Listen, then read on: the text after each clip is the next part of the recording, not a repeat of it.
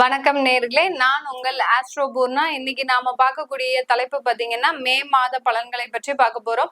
இப்போ நம்ம மே மாசத்துல பாத்தீங்கன்னா நிறைய ஒரு கிரகங்களின் பெயர்ச்சிகள், வருட கிரகங்கள், மாத கிரகங்கள், இப்படி எல்லா கிரகங்களின் பெயர்ச்சி இருக்கிறதுனால எல்லாருக்குமே இதுல ஒரு முக்கியமான ஒரு மாதம், ஒரு திருப்பத்தை தரக்கூடிய ஒரு மாதமாக இருக்க போது. குரு பகவான் மே 15ஆம் தேதி பயிற்சி ஆகிறார். அடுத்து ராகு பகவான் மே 19ஆம் தேதி பயிற்சி ஆகிறார். 15ஆம் தேதி சூரியன் பயிற்சி ஆகிறார். 7ஆம் தேதியும் 24ஆம் தேதியும் புதன் பகவான் பயிற்சி ஆகிறார். மே 31ஆம் தேதி சுக்கிரன் பயிற்சி ஆகிறார்.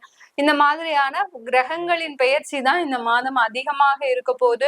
அடுத்து அக்னி நட்சத்திரம் சொல்லக்கூடிய வெப்பம் அதிகமாக நிலவக்கூடிய ஒரு நாட்கள் தான் அந்த அக்னி நட்சத்திரம்னு சொல்லுவோம்.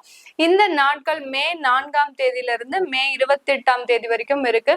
இந்த நாட்கள்ல மக்கள் சுப நிகழ்ச்சிகளை நடத்துறதுல கொஞ்சம் தாமதிக்கணும். சுப நிகழ்ச்சிகள் எதுவும் நடத்தக்கூடாது. திருமணங்கள், அடுத்து கிரக பிரவேசங்கள், வண்டி வாகனம் வாங்குறது, அடுத்து உங்களுடைய வாஸ்து பூஜை செய்யறது, வீடு கட்ட ஆரம்பிக்கிறது, இந்த மாதிரியான சுப நிகழ்ச்சிகளை இந்த மாதம் ஆரம்பிக்க கூடாது. இதெல்லாம் நீங்க ஃபாலோ பண்ணிக்கிட்டீங்க அப்படின்னா இந்த மே மாதம் மிகவும் ஒரு அருமையான மாதமாக இருக்க போது. ரிஷபராசி அன்பர்கள் தன்னுடைய வாழ்நாள்ல ஒரு நல்ல நாட்களை எதிர்பார்த்து அமர்ந்துட்டு இருக்கிறீங்க. எங்களுக்கும் ஒரு நல்ல வேலை வராதா, நல்ல காலங்கள் பிறக்காதா அப்படின்ற மாதிரியான ஒரு எதிர்பார்ப்புகள் எப்போதுமே இந்த ரிஷபராசி அன்பர்களுக்கு இருக்கும். அந்த எதிர்பார்ப்புகள் எப்போ நிறைவேறினாலும் அதை மறந்துட்டு அடுத்த கட்ட ஒரு தேவைகளை நோக்கி நகர்ந்து செல்லக்கூடியவர்கள் இந்த ரிஷபராசி என்பர்கள். நமக்கு என்ன தேவை இருந்தது, அது நமக்கு கிடைச்சதே, அதை நினைச்சு நம்ம சந்தோஷப்படாம ரிஷபராசி என்பர்கள் அடுத்த தேவைகளை நோக்கி சட்டுன்னு மாறிடுவாங்க. இப்ப இன்னைக்கு வீடு கட்டணும்னு நினைச்சிட்டு இருக்கிறோம், நமக்கு அடுத்த வருஷத்துலயே நல்ல வீடு வாங்கக்கூடிய ஒரு யோகம் வந்திருக்கு, நல்லா வாங்கியாச்சு, கட்டியாச்சு, இருந்தாச்சு அப்படின்னு போனா அடுத்து ஏதாவது ஒரு சொத்துக்கள் வாங்கணும், ஒரு இன்வெஸ்ட்மெண்ட்டை பத்தி யோசிக்கணும். அப்படியே அந்த அடுத்தடுத்து வாழ்க்கை பயணத்தை உடனுக்குடன் மாற்றிக்கொள்பவர்கள் இந்த ரிஷபராசி என்பர்கள்.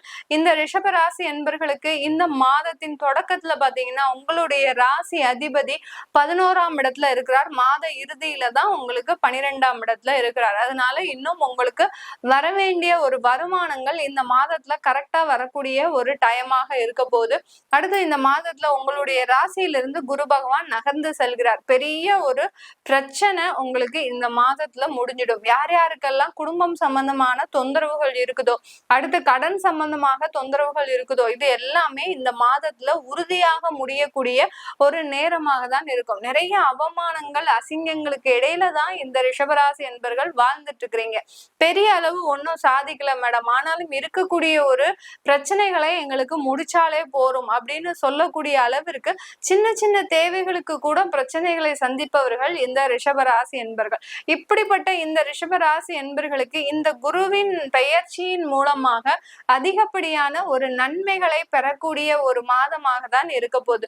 இந்த மாதத்துல இருந்தே இந்த ரிஷபராசி என்பர்கள் அளவுக்கு அதிகமான ஒரு வருமானத்தை சம்பாதிக்கக்கூடிய ஒரு நேரம். அடுத்து பாத்தீங்கன்னா ஒரு வேலை வாய்ப்புகள்ல இதுவரைக்கும் நிறைய ஒரு தடைகள் இருந்திருக்கும். போன வருஷம் நீங்க இடமாற்றம் செஞ்சிருப்பீங்க. அந்த இடமாற்றத்தின் மூலமாக பெரிய அளவு வளர்ச்சி இல்லை உங்களுடைய வாழ்க்கையில. இன்னமும் எனக்கு அப்படியேதான் இருக்கு, எந்த விதமான ஒரு மூவ்மெண்ட்டுமே இல்லை, அப்படியே எனக்கு எந்த விதமான ஒரு வளர்ச்சியும் இல்லாம இருக்கிறேன் அப்படின்னு சொல்லக்கூடியவர்கள் எல்லோருக்குமே இந்த மாதத்துல இருந்து உங்களுக்கு நிறைய ஒரு வாழ்க்கை மாறக்கூடிய ஒரு தருணங்களாக இருக்கும். நிறைய வருமானங்கள், 2ஆம் இடத்துல குரு போயாச்சு அப்படின்னாலே உங்களுக்கு வருமானங்கள் அதிகரிக்கக்கூடிய ஒரு நேரம். பிரிந்த கணவன் மனைவி உறவுகள் பாத்தீங்கன்னா இந்த மாதத்துல சேரக்கூடிய ஒரு நேரமாக இருக்கும். ஏதோ ஒரு சின்ன ஒரு யதார்த்த பேச்சினால இருந்த சண்டைகள் பாத்தீங்கன்னா இப்ப அவங்களுக்குள்ளே ஒரு அண்டர்ஸ்டாண்டிங் வந்து திரும்பவும் சேர்றதுக்கு உண்டான ஒரு வாய்ப்புகள் இந்த மாதத்துல இந்த ரிஷபராசி என்பர்களுக்கு அதிகமாக இருக்கக்கூடிய ஒரு நேரமாக இருக்கும். இந்த மாதம் இந்த ரிஷபராசி என்பர்கள் தன்னுடைய குழந்தைகளினுடைய உழைப்புல ரொம்ப எஃபர்ட் போட்டும் எங்களுக்கு ஒரு நல்ல ஒரு பதில் வரல அப்படின்னு எதிர்பார்த்துட்டு இருக்கிறவங்களுக்கு கண்டிப்பாக மே 19ஆம் தேதியிலிருந்து ஒரு நல்ல ஒரு மாற்றங்கள் கிடைக்கும். சில பேர் பாத்தீங்கன்னா எக்ஸாம் எழுதியிருப்பாங்க, எழுதியிருப்பாங்க. நல்ல ஒரு எஃபர்ட் போட்டு எழுதியிருப்பீங்க, நல்லா படிச்சிருப்பீங்க. ஆனா அதுக்கு தேவையான ஒரு மதிப்பெண் உங்களுக்கு கிடைச்சிருந்திருக்காது. இந்த ரிஷபராசி என்பர்கள் பாத்தீங்கன்னா, குழந்தைகள் கடந்த காலத்துல மிகவும் ஒரு பெரிய மன உளைச்சலுக்கு ஆளாகி இருப்பாங்க. பெரிய பெரிய படிப்பு படித்தவர்களுமே சரி, இந்த கடந்த 1.5 வருடங்களாக மிகப்பெரிய ஒரு மனம் சஞ்சலப்படுவதற்கு ஆளாகி இருந்திருப்பாங்க இந்த ரிஷபராசி அன்பர்களின் குழந்தைகள். அவர்களுக்கு எல்லோருக்குமே இந்த மாதத்துல இருந்து அவர்களுடைய குழந்தைகள் தன்னுடைய பிரச்சனைகள் இருந்து வெளிவரக்கூடிய ஒரு தருணமாக தான் இருக்கும். இந்த தருணத்துல வரக்கூடிய அந்த தீர்வின் மூலமாக அந்த குழந்தைகளின் அடுத்த கட்ட வளர்ச்சியை நோக்கி பயணிக்கக்கூடிய ஒரு நேரமாகவும் இந்த ரிஷபராசி என்பர்களுக்கு இருக்க போகுது. இந்த ரிஷபராசி என்பர்கள் தன்னுடைய வேலை வாய்ப்புல ஒரு வெளிநாடு வேலை வாய்ப்பு தேடுறீங்க, இல்ல வெளியூர்ல வேலை வாய்ப்பு தேடுறீங்க அப்படின்னு இருக்கிறவங்களுக்கு கண்டிப்பாக இந்த மாதம் மிகப்பெரிய ஒரு மாற்றத்தை கொடுக்கக்கூடிய ஒரு மாதமாக இருக்கும். இதன் மூலமாக அதிகப்படியான ஒரு வருமானம், உங்களுக்கு அந்த இடமாற்றத்தின் மூலமாக நல்ல ஒரு பதவி உயர்வு, இது எல்லாமே கிடைக்கக்கூடிய ஒரு தருணமாக இருக்க போகுது.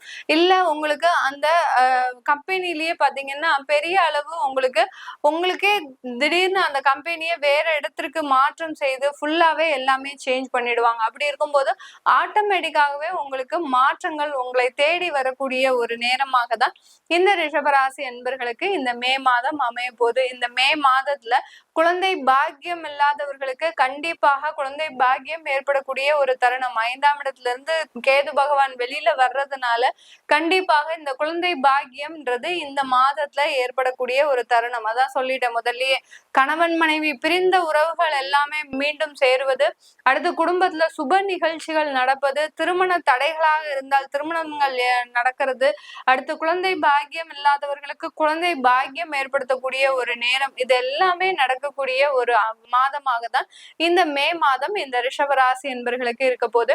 இது எல்லாமே நம்ம கோச்சார நிலவரப்படி கிரகங்களினுடைய பெயர்ச்சிகளின் நகர்வை வைத்து நம்ம சொல்லியிருக்கிறோம். இது உங்களுடைய தசா புத்தி பாத்தீங்கன்னா உங்களுக்கு ராகு தசை குரு புத்தி நடக்கலாம், அடுத்து பாத்தீங்கன்னா உங்களுக்கு சந்திர தசை செவ்வாய் புத்தி நடக்கலாம். இந்த மாதிரியான தசா புத்திகள்ல இந்த செவ்வாய் நமக்கு கோச்சார நிலவரப்படி இப்போ நீச்சமா இருக்கிறார். நீச்சமா இருக்கும் போது என்ன மாதிரியான பலன்கள் நடக்கும் அப்படின்றத நீங்க ஜாதக ரீதியாக தெரிஞ்சுக்க விருப்பப்பட்டாலும் உங்களுடைய குழந்தைகளுக்கு ஜாதகம் எழுதணும். இப்பெல்லாம் யாருக்குமே ஜாதகம் எழுதுறதே கிடையாது. 80s 90s அந்த ஜாதகம் எழுதுற பழக்கமே போயிடுச்சு. அதனால ஜாதகம் எழுதணும்னு நினைக்கிறவங்க, அடுத்து உங்களுடைய குழந்தைகளுக்கு பெயர் மாற்றம் செய்யணும், பெயர் வைக்கணும் அப்படின்னு நினைக்கிறவங்களும் கீழே இருக்கிற நம்பருக்கு, என்னுடைய வாட்ஸ்அப் நம்பருக்கு நீங்க மெசேஜ் அனுப்பி வாட்ஸ்அப்ல அப்பாயின்மெண்ட் வாங்கிக்கலாம். உங்களிடமிருந்து விடைபெறுவது உங்கள் ஆஸ்ட்ரோ பூர்ணா. நன்றி, வணக்கம்.